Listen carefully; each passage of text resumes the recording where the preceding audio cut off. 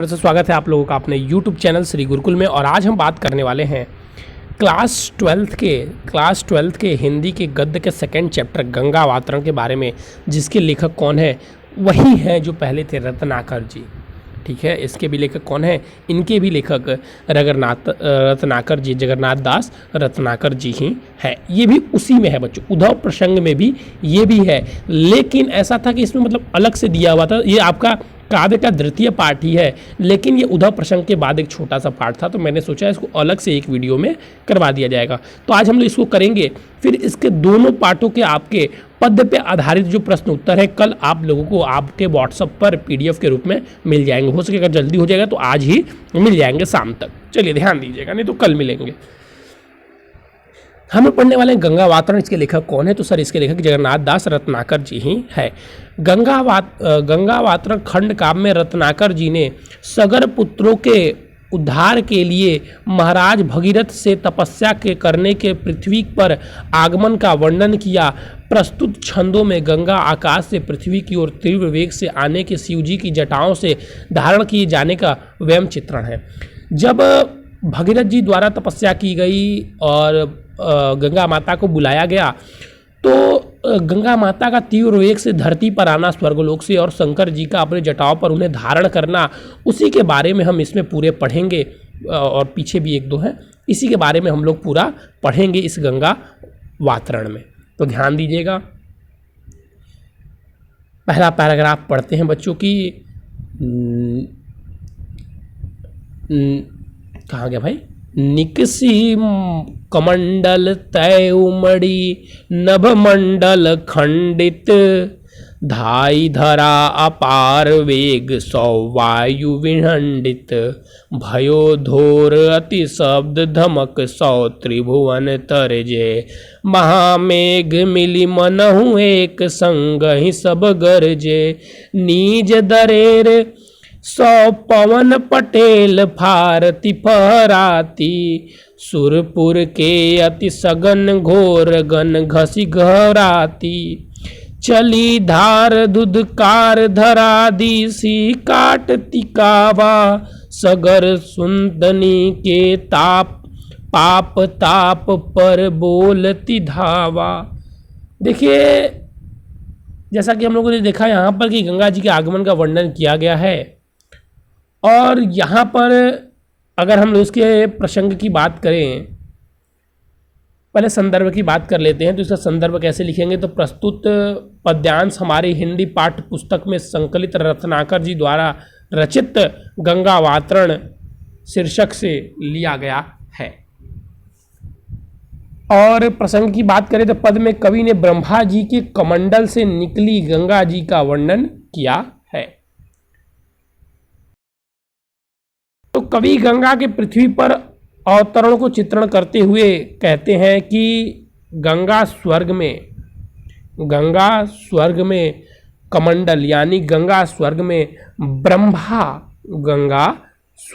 ब्रह्मा के कमंडल से उल्लास एवं उद्दाग के साथ उमड़ कर निकली एवं आकाश मार्ग को एवं नभ, यानी कि आकाश मार्ग को चीरती हुई, आकाश मार्ग को धारा धाई अपार वेग सौ वायु विदित, आकाश मार्ग को चीरती हुई, इतनी मतलब आकाश के मार्ग को चीरती हुई इतनी तीव्र वेग थी, वायुमंडल को विखंडित करती हुई अपार वेग से धरती की ओर तेज धार से दौड़ पड़ी। गंगा जी ब्रह्मा जी के कमंडल से अच्छा यहाँ पे देखिए, ध्यान दीजिएगा, बता रहा हूँ फिर से, मैं एक बार फिर से बोल दे रहा हूँ, अगर समस्याएं हुई होंगी तो। कवि कहते हैं कि गंगा स्वर्ग में ब्रह्मा के कमंडल से उल्लास एवं उद्दाग के साथ उमड़कर निकली एवं आकाश मार्ग को चीरती हुई, वायुमंडल को विखंडित करती हुई अपार वेग से धरती की ओर तेज धारा से दौड़ पड़ी। अब नेक्स्ट देखिएगा, भयो घोर अति शब्द धमक सौ त्रिभुवन तरजे, महामेघ मिली मनहु एक संग ही सब गरजे। भयो घोर अति शब्द, स्वर्ग लोक से पृथ्वी लोक तक आने के क्रम में गंगा के तीव्र वेग से अति भयंकर शब्द उत्पन्न हुआ। भयो घोर अति शब्द धमक त्रिभुवन तरजे। गंगा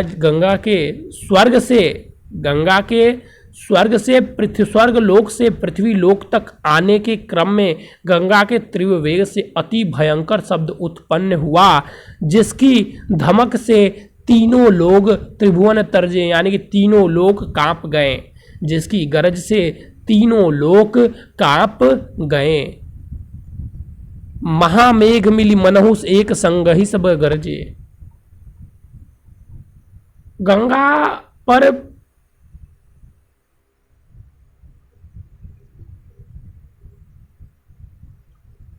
महामेघ नीर दरे पटन पटल फारती फराती, सुरपुर अति सघन घोर सन घरवाती। ठीक है, तो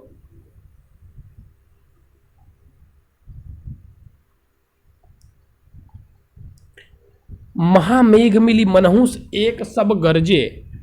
तो देखिएगा, और जब वो नीचे आ रही तो गंगा पर पृथ्वी की अवतरण का वेग अत्यधिक प्रचंड था। उसने उत्पन्न शब्दों को सुनकर ऐसा लगा था मानो प्रलय काल के बादल एक साथ मिलकर गरजे हैं। मानो प्रलय काल के बादल एक साथ मिलकर गरजे हैं। ठीक है, गरजे सब गरजे यानी कि सब मिलकर गरजे हैं। निज दरेर सौ, और गंगा के तीव्र वेग से स्वर्ग से निकलने पर ऐसा प्रतीत हो रहा था मानो उसकी धरा निज दरे पौल पटल फारती फराती, मानो उसकी धारा अपने धक्के से पवन रूपी पर्दे को फाड़ती हुई सुरपुर अति सघन घोर घन घुसी घर आती। अपने तीव्र वेग से वायु रूपी पवन रूपी पर्दे को फाड़ती हुई घन घोर शब्द करती हुई एवं स्वर्ग लोक के घने बादलों को अपने संपर्क से घींचती हुई चली धरा धुवर धरा दिवस कटती कावा, पृथ्वी की ओर चक्कर काटती हुई आगे बढ़ी। कवि कह रहे हैं कि सुमिदत सुगन पाप ताप बोलत धावा। कवि कह रहे हैं कि मानो ऐसा प्रतीत हुआ, कवि का कहना, कवि कह रहे हैं कि तीव्र वेग की धारा से युक्त गंगा चली धरा। ठीक है, तीव्र योग की धारा से चली गंगा राजा सागर के पुत्रों के पाप तथा दुख पर चढ़ाई सी करती हुई पृथ्वी पर अवतरित हुई। तो यहाँ से देखिए किस प्रकार बताया गया, किस प्रकार वो ब्रह्मा के जल से निकलती है तो उनकी वायु से कैसी ध्वनि प्रतीत होती है, वो किस प्रकार बादलों को चीरती हुई नीचे की ओर आती हैं, वो सारे यहाँ पर आपको वर्णन देखने को मिलेंगे कि किस प्रकार उन्होंने बादलों को चीरती हुई स्वर्ग से धरती लोक पर प्रथम कमंडल से निकलकर किस प्रकार कैसी कैसी वाणी हुई थी, वो इसमें समझाया गया है। ठीक है, चलिए अब दूसरा वाला देखते हैं। स्वाति घटा घरती मुक्तिपन पपि सौ पूरी, कधो आवती झुकती शुभ्र आभा रुचि दूरी, मिन मकर ज्वल व्यान की जल चिलक सुहराई, सो जनु चपला चमच चमाती चंचल छवि छाई। स्वाति घड़ा घराती मुक्त पनपी सौ पूरी।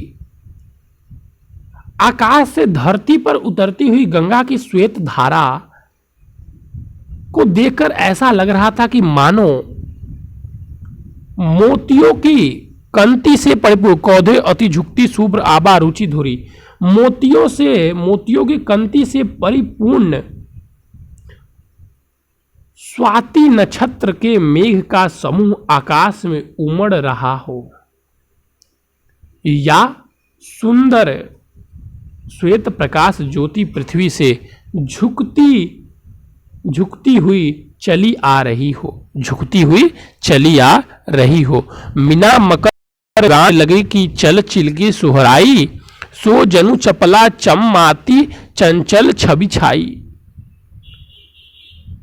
गंगा की पवित्र धाराओं में मछलियों, मगरमच्छ एवं जल सो की चमक ऐसी शोभा पा रही है मानो चंचल बिजली चमक रही है, चंचल बिजली चमक रही है। मछली, मगरमच्छ और इस प्रकार जल की शो में चमक रहे हैं, शोभा कर रहे हैं कि मानो चंचल बिजली चमक रही है। ठीक है, चंचल बिजली चमक रही है। अगर इसमें बच्चा बात किया जाए अगर आपके इसमें रस की, तो इसमें शांत रस होगा। अगर आप लिखना चाहेंगे तो ये भी लिख लीजिएगा, काव्यगत तो सुंदर।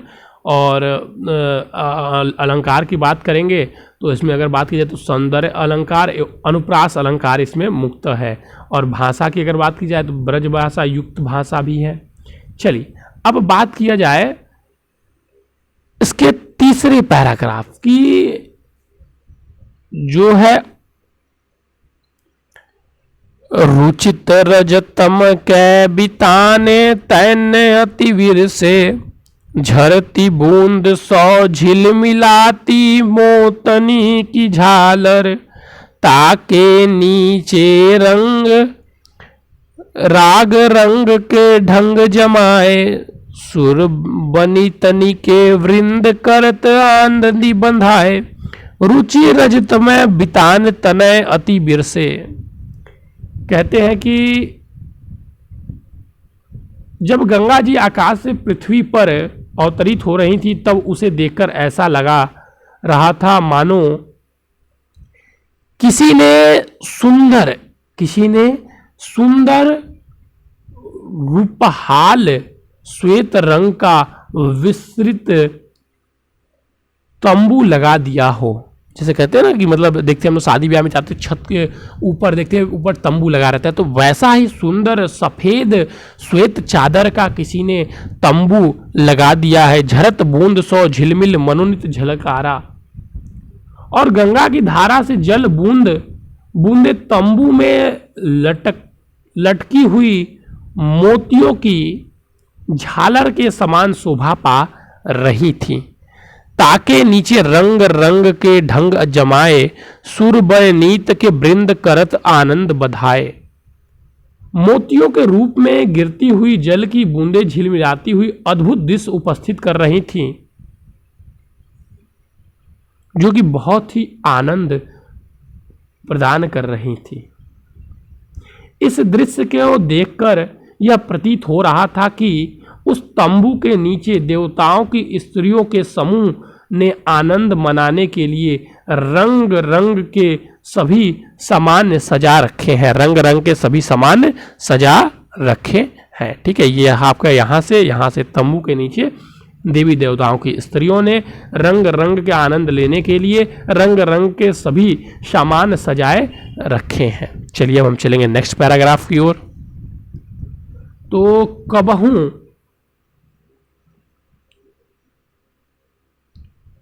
कबहू सुधार अपार वेग निज को धावे, कबहू सुधार अपार वेग निज को धावे, हर हराती लहराती सहस जो जन चली आवे, मनु बिनु चतुर किसान पौन निज मन को पावत, पुण्य खेत उत्पन्न हीर की राशि आवत। तो यहाँ कवि कह रहे हैं कि गंगा की सुंदर धारा बड़ी तेजी के साथ धरती की ओर दौड़ रही है एवं हर हर शब्द की ध्वनि के साथ हजारों योजन, हर हर ध्वनि के साथ हजारों योजन तक लहराती हुई आगे बढ़ रही है। कवि का कहना क्या है अब देखिएगा। कबहू सुधार अपार वेग निज को धावे।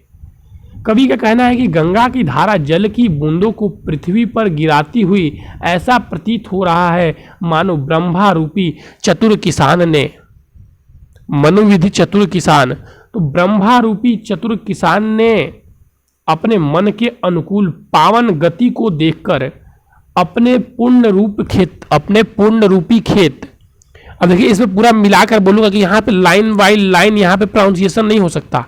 यहाँ पर अगर आप लिखना चाहें तो लिखिए, मैं जहाँ से बोल रहा हूँ। कवि का कहना है कि गंगा की धारा के जल की बूंदों को पृथ्वी पर गिरते हुए देख ऐसा प्रतीत हो रहा था कि मानो ब्रह्मारूपी चतुर किसान ने मनुविधि यानी कि ब्रह्मारूपी चतुर किसान ने अपने मन के अनुकूल पवन की गति को देखकर अपने पुण्य रूपी खेत में उत्पन्न हीर की फसलों को उड़ाकर उसकी प्रचुर राशि की वर्षा पृथ्वी पर की हो, जिससे हीरे रूपी गंगा की धारा जल की बूंद पृथ्वी पर गिर रही हो एवं भूसे पृथ्वी पर इधर उधर फुरा के रूप में बिखर रही हो। ब्रह्मा के कमंडल से निकली गंगा की धारा के जल की बूंदों एवं फुहारों के लिए कवि के मन में उत्पन्न ब्रह्मा रूपी किसान एवं हीरे रूपी फसल की कल्पना की मौलिकता अद्भुत है।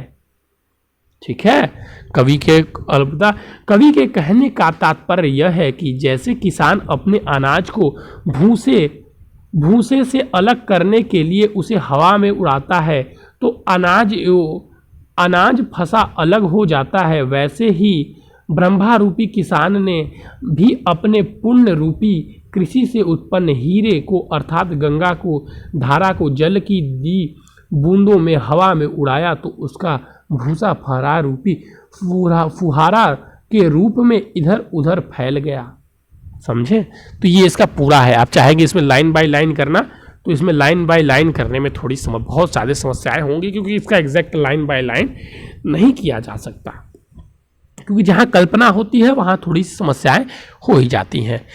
यह विधि धावत धसती डहती डरती सुख देनी मनहु सवारती शुभ सुपर की सुगम निसेनी विपुल वेग बल विक्रम कै ओजनी उमा गाई हर हराती हर्षित शुभ सन्मुखी जब आई। यही विधि कवि कह रहे हैं कि गंगा अपनी तीव्र से आकाश से पृथ्वी की ओर दौड़ लगाती हैं। तो ये आपको हर एक में लिखना होगा बच्चों। तो धौसती ढलती ढकलती सी यानी कहते ना गोल मोल ढलकती ढुकुरते हुए एवं सबके मन को सुख प्रदान करने वाली प्रतीत होती है। ठीक है, सबके मन को सुख प्रदान करने वाली होती है। लिख लीजिएगा, मैं फिर बता रहा हूँ। जब गंगा पृथ्वी की ओर आती हैं तो आकाश से पृथ्वी पर दौड़ती हैं, तो वो दौड़ती धसती ढलती एवं ढकलाती से समान मनों के सुख को प्रदान करने वाली प्रतीत होती हैं। कवि का कहना है कि गंगा को देखकर ऐसा लगता है कि मानो वह पृथ्वीवासियों के लिए पृथ्वी से लेकर स्वर्ग तक की सीढ़ी तैयार कर रही हो। उसकी धारा अत्यंत वेग शक्तिशाली पराक्रमी तथा ओज से उमंग हो। मनहु सवारती शुभ सुपुर की सुगम निसेनी और विपुल वेग बल विक्रम से ओजन उमाई।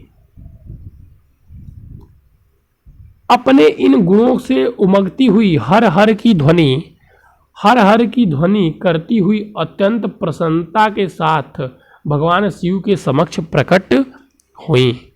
विपुल वेग बल विक्रम कै ओजन उमाई।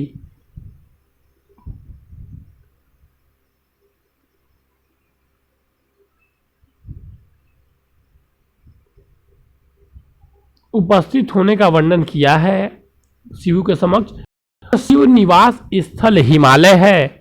तो कवि कहने का तात्पर्य यह है, विपुल वेग विक्रम तेजी से हर हराती सम्मुख शिव जी के सामने प्रकट हुई। ठीक है, चलिए। भाई थकती छवि चकती हेरी हर रूप मनोहर है वे अनाही के प्राण रहे तन धरे धरोवर भयो कोप कौलोप चोप और उमगाई चित चिकनाई चढ़ी कड़ी सब शेष रुखाई। भाई थकित छवि चकित हेरित हरित मनोहर, यानी कि कवि व्याख्या करते हैं कि गंगा शिव के जब सामने उपस्थित होती हैं तो देखकर धन्य हो जाते हैं। भई थकती छवि चकित हेर हरे मनोहर, मन को मनोहर करने वाली उन्हें देखकर मन के यह इच्छा हुई कि शिव के समीप विश्राम करें। उन्हें देखकर ये इच्छा हुई कि शिव के समीप विश्राम करे। हवे अनाही प्राण रहे तन धरे धरोहर, अतः वह शिव के मनोरम रूप को देखकर देखते हुए वहीं स्थिर हो गईं। गंगा के शरीर में स्थित उसके प्राण अब अपार हो गए, पराये हो गए, अर्थात अब वे शिव की धरोहर मात्र ही रह गए।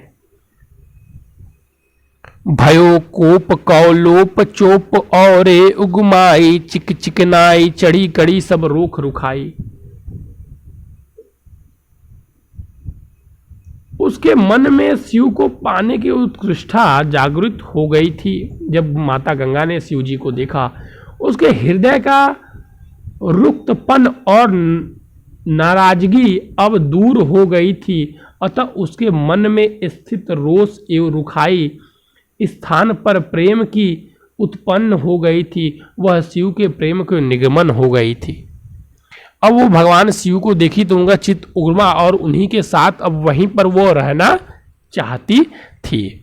कृप निधि सुजान सुंभ हिय के गति जानी, दियो शीस पर ठाम बाम करि मन मानी, चुकती एची अंग गंग सुख संग लजानी, जाटु हिम कुट सगन बन सिमगी समानी। तो कृपधनी व्याख्या करते हैं कि कवि कहते हैं कि कृपा के निधान शिवजी ने गंगा के मन में निहित भाव को जान लिया। उन्होंने उसे प्रियतम के रूप में स्वीकार किया एवं उसे अपनी जटाओं में स्थान दिया। ठीक है, जटाओं में स्थान दिया। फिर गंगा संकोचवश अपने अंगों को सिकुड़कर सुखपूर्वक प्रवाहित होने लगी। उसे देखकर ऐसा लग रहा था कि मानो लज्जावश उसने अपनी अंगों को सिकुड़ लिया हो। सघन हिमालय के सामने शिव जी की घनी जटाओं में गंगा सिमटकर विलीन हो गई। कहने का अभिप्राय यह है कि जब गंगा को शिव जी ने अपने जटाओं में धारण कर लिया, तब उसने तीव्र प्रवाह में कमी आ गई। स्वर्ग की ऊंचाई से धरती पर गिरते उतरते समय उसका प्रवाह अत्यंत तीव्र था, किंतु शिव जी की जटाओं में स्थान मिलकर गंगा संतुलित हो गई। ठीक है, गंगा संतुलित सिमट समानी गंगा संतुलित हो गई। ठीक है, तो चलिए बच्चों, ये था आपका लास्ट गंगा अवतरण, यहीं पर खत्म हुआ।